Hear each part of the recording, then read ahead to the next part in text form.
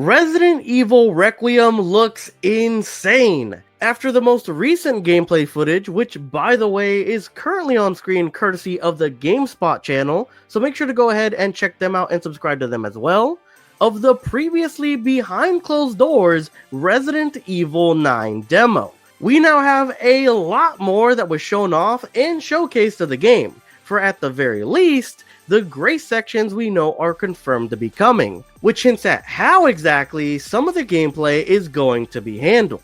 We get to see some things like the differences between first and third person being more than just a perspective change, the situation that the demo takes place in leading to some major story implications, a close-up of the big stalker enemy for this title, and much more. But before we get into that fully, make sure to show off your hype for Resident Evil Requiem by scrolling down and hitting those like and subscribe buttons to help us reach our like goal of 25 likes on this video, and so you don't miss out on any RE9 news as it comes out. Also, consider becoming a member of the channel to be listed and have your approved and chosen images at the end of videos, just like this one. Now without further ado, let's get into our breakdown of everything that was shown off during not only the Gamescom demo for the game, but the new trailer showcased during the event as well. Now let's start off with the brand new trailer. Now this trailer doesn't do too much for us in terms of additional details, but it does set the tone in an awesome way. From the reveal trailer, we already knew that Alyssa Ashcroft, Grace's mother, was already dead and died in the hotel we are set to be visiting during the game. We knew this by the brief line from our boss during the reveal trailer. Seeing it actually play out though through a time-skipped moments in the trailer was a great cinematic set piece though. In this trailer, we get a better look at the person who assumingly kills Alyssa later on, as he takes out the hotel's poor red shirt worker trying to fix the power. Here we get a better look at him, although we're still not able to see any true facial features. So the theory people have had of it being Leon is still up in the air. Personally, when it comes to that theory, I just don't see that being the case though. We do, however, see it seems like this character, whoever it is apparently wearing a collared shirt. So that may actually help us deduce who it could be with some more clues or character designs shown through later reveals. We also get indication that Alyssa knows exactly why she's being targeted in the first place, by telling Grace that one day she will explain why this is all happening one of these days. We also have Alyssa during the speech saying, "Please know that you are my true hope." Not about her loving or protecting her at any cost or anything like that, which I found very peculiar. She did say she loved her later on, of course, but only after mentioning that Grace was her hope. Now we know that canonically, Alyssa was supposed to take the Daylight Serum during the events of Resident Evil Outbreak, the game that she was originally introduced in. Without knowing the effects and the reveal trailer hinting at trying to find the chosen one or the one that they've been searching for, we could be looking at Grace somehow or another being a true hope for either a perfect bioweapon or a cure from being born from a mother who took the serum. Cutting ahead a little bit, this could also be why in the section they were able to play at during the demo, someone strings Grace up to take her blood until you come to and Grace gets herself out of that situation at the beginning of the demo. Maybe they needed samples of her blood to run experiments to see if she is the hope that was alluded to in the reveal trailer and through Alyssa herself in the new trailer. Ultimately, of course, the trailer ends with Alyssa dying off screen in front of Grace by being stabbed, assumingly in the same way that the poor hotel worker was. But I didn't hear the plastic bag, which by the way, I don't know why the bag was necessary for the hotel worker in the first place, but maybe you guys can let me know down in the comment section. Now with the trailer breakdown out of the way, along with some story implications, let's get into the gameplay from the demo. If you look around online, the gameplay was actually started how I mentioned earlier, with that section of her being hung upside down that we get a brief look at in the reveal trailer, where she's getting her blood drawn from her with some pretty big tubes. Again, this has me thinking it was done to get the samples from her to see if she's the person they're looking for as stated before. But after that cutscene of her escaping getting her blood drawn, you seem to be in this very well lit up sort of safe room, which will be brought up and apparently be important a little later. Now looking at the first note in the game shown here, this may originally seem like a nothing burger, but when I looked up Dexafil, this popped up on search results. saying it's a drug used to get more yield from drawing blood, and depending on the type, can even go as far as to reduce red blood cell contamination. Sounds pretty interesting from a story side, and of course, plays on what we've been saying of her essentially being the chosen one after being born from someone who took the daylight serum. Another thing we can notice is the inventory system. It looks like having multiple slots working off the D-pad is back, with it being similar to the RE4 remake way of hot slotted items. It can also hint at the amount of shortcut items Grace might have or need during the later playthrough sections of the game. We know at some point that she will have a pistol on her, as it was shown through snippets that were shown throughout the creator message, but from the start having her being hung upside down with blood being drawn against her will, it's hard to say if this is after that section or before when she first arrives at the hotel. Since they could have easily taken it away from her post-capture, but I'm assuming eventually, even if that's the case and you get it taken away from you, eventually you'll probably get the gun back.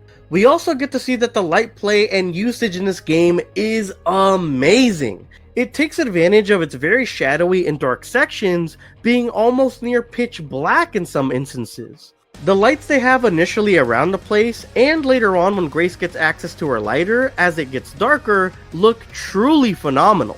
This screams, to me anyways, that jump scares are going to hit on a crazy new level in terms of Resident Evil. Now when Grace goes up and pulls on the locked cherub door handle, it reminds me heavily of the RE2 remake. The way the camera pans up to the door, the inventory system that's shown there, it all screams that it's directly taken from their work on RE2's remake to me. Also, if you notice Grace's footsteps and movement speed in the demo, they are very heavy and slow, which remind me a lot of the more Resident Evil 7 and 8 games as well. Then they get into the shifting perspectives of the camera, and honestly, I didn't believe them at first, but like they mentioned during their creator message, the game truly does look and feel vastly different depending on the camera point of view that you use. In first person, you just feel so immersed, and in third person, it shifts just enough to have you feel different and have you aware of what's going on around you. It even gives the items you use more depth and a different feel as well, like when it comes to finding items or when you're using them. An example of this would be when you flick on your in-game lighter. It even has more noticeable changes we will see later on that affect gameplay too. Throughout the gameplay demo, we also do eventually see an empty ink ribbon case, which everyone pretty much universally assumes will be an actual ink ribbon to save in the full game, but is just a teaser to show us here in the small snippet for the demo that ink ribbons will be making a comeback. Now when it comes to the monster, even in the earlier section of the game, before the monster actually appears, and of course after as well, all the sounds of the monster traveling through the ducts of the place and trying to find your location are super reminiscent, to me anyways, of Alien Isolation, as we've touched on in other videos, giving you that sinking and scared feeling anytime you hear their stalking and movement noises. Now after touching on these early points, we finally get into the meats and potatoes, being the monster reveal itself. After having an infected body fall on Grace after opening up a door exploring the place, we see Grace inspecting the body, confirming they are already dead and infected. After which, the monster comes out of seemingly nowhere into frame to pick up the infected corpse and bite its entire head off. Now this is where I personally get really confused off of some major points. One, why go after the dead body and not Grace? Usually in the Resident Evil universe, we see infected beings who seemingly have no control over the virus go for the living instead of, say, an infected corpse. Two, it's just a little bit weird to me that the monster bit off the head of the body and then essentially let the blood just rain out of its mouth. Three, it then seemingly sniffs Grace and then goes on the offensive like it just noticed that she was there. So maybe it really can't see properly after all, as if you notice, the eyes look really milky and like the monster could actually be blind. All these different points had me very confused and had me scratching my head at exactly what this monster is doing and if it actually has a goal or if it's just bumbling around killing anyone near it. Not only is it just weird behavior, but why exactly is it here? If you guys have checked out my other videos, I've been saying all along that I think this monster is actually Alyssa Ashcroft. And I think more and more people are starting to get on board with that theory. But why is she here now? Did she never leave the premises after she was killed and presumably experimented on? There are just so many interesting questions surrounding this monster, and I can't wait to get some answers. Not only that, but if you look at the eyes of the monster, as I mentioned before, they look milky and almost like the monster could be blind, which actually leads into how the safe rooms seemingly work in the game. Seconds after encountering the monster, the person playing the game knew running into the room Grace wakes up in is a safe room, where they wait for the monster to go away, as when the monster tries to enter, they have a sort of getting burned by the bright lights reaction when the monster comes in. The monster then gets burned and has to flee, where they go into the ceiling, allowing you to compose yourself and make your next move. Essentially, the monster's weakness seems to be bright lights, but only if concentrated or if they are a certain brightness or something. Since when she roams the halls, there are the occasional lights here and there, and Grace even carries her lighter with her, yet the monster seems to have no reaction to these light sources. Also, as a follow-up to the safe room, if you yourself turn off the lights in the room, which is an option for you to do, it can then follow you through the room. And eventually, if you use the safe room too much, the monster can also go into the ceiling and attack the chandelier in the room, making it turn it off, making the room not a safe room any longer as well.